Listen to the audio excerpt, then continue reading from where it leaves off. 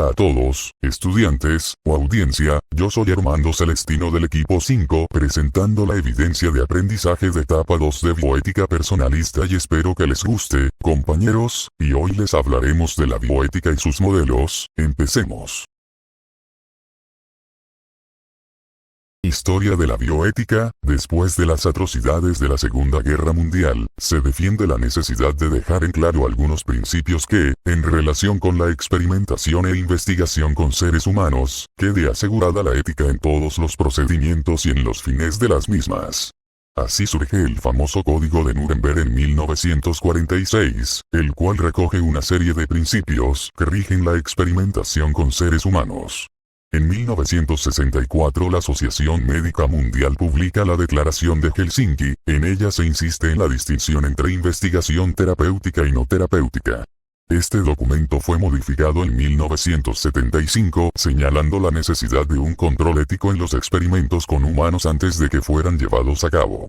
Vino José Juan García con su bioética personalista y bioética principialista, Perspectivas, Cuadernos de Bioética ESCSIF, 2013-1-69, después el informe Belmonte en 1978, y luego una serie extensa de legislaciones nacionales, en las que se protege a las personas humanas en las experimentaciones médicas y farmacológicas. A finales de 1970, Van Rensselaer Potter, 1911-2001, utilizó por primera vez el término bioética en su artículo La bioética, la ciencia de la supervivencia, aunque la divulgación de este neologismo no llegó sino hasta 1971. Van Rensselaer Potter nació el 27 de agosto de 1911 y falleció el 6 de septiembre de 2001.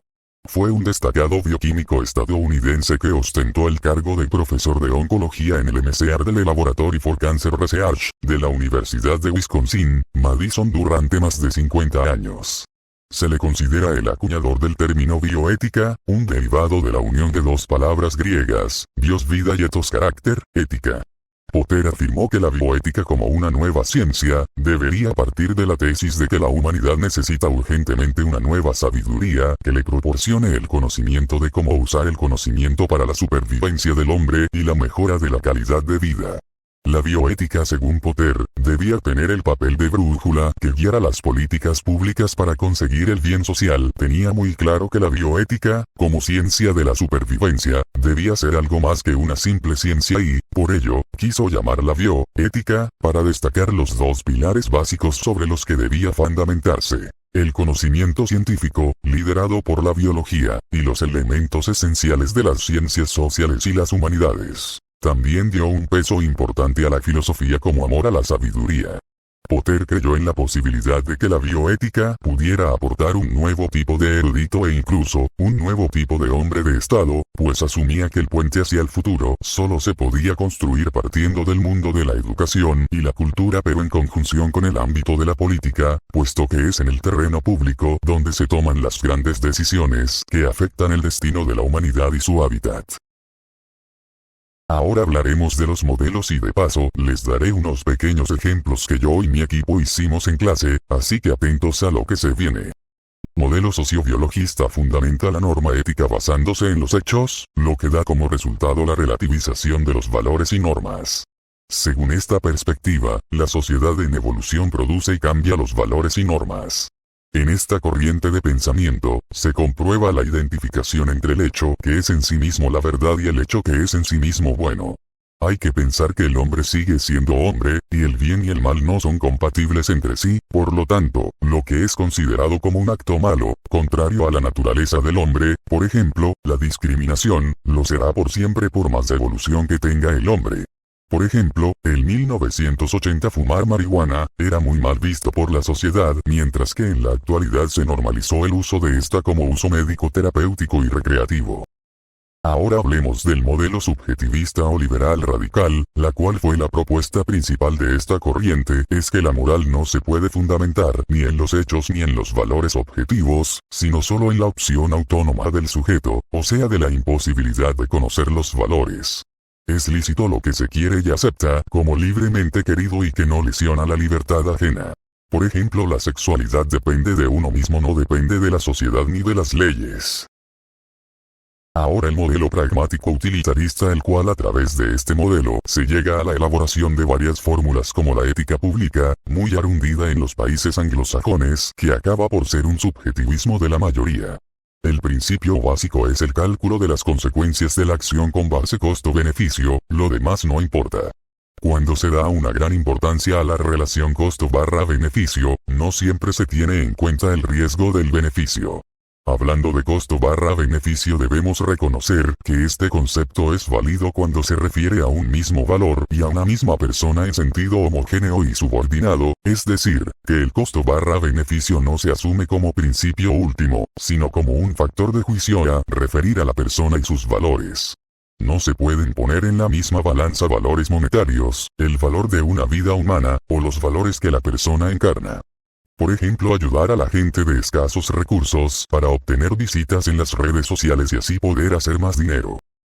Y vamos con el modelo personalista, el cual en el hombre, la personalidad subsiste en la individualidad constituida por un cuerpo animado y estructurado por un espíritu.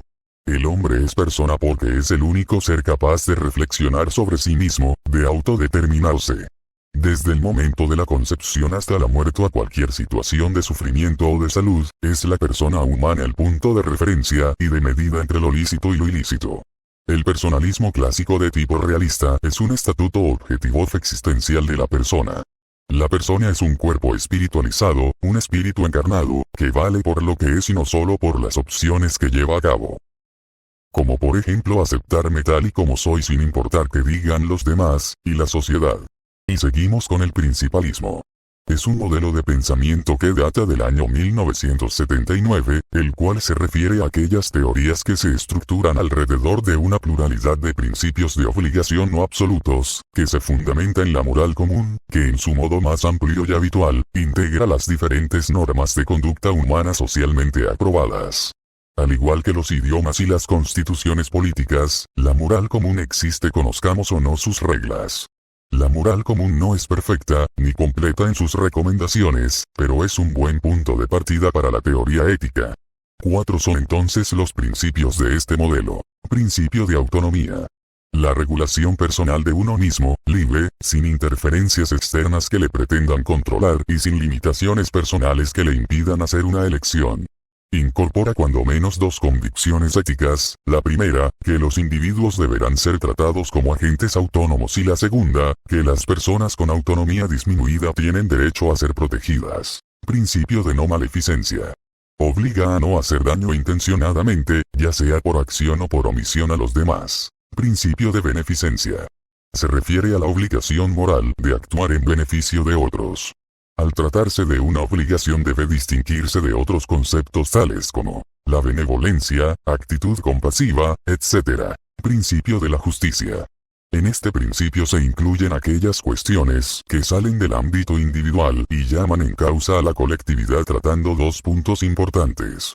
Un ejemplo que puedo darles es hacer una marcha por los derechos. Y por último vamos con el personalismo, que es una corriente filosófica que pone el énfasis en la persona. Considera al hombre como un ser relacional, esencialmente social y comunitario, un ser libre, trascendente y con un valor en sí mismo que le impide convertirse en un objeto como tal. Un ser moral, capaz de amar, de actuar en función de una actualización de sus potencias y finalmente de definirse a sí mismo considerando siempre la naturaleza que lo determina. Y por ejemplo podemos dar que el ser humano hace daño al medio ambiente para su propio bien. Ya con todo eso, damos por finalizado el video. Ese fue nuestro trabajo de la etapa 2, evidencia de aprendizaje. Espero que les haya gustado y si es así, no se olviden de darle manita arriba y suscribirse, me ayudaría muchísimo y sin más que decir, hasta la próxima, compañeros.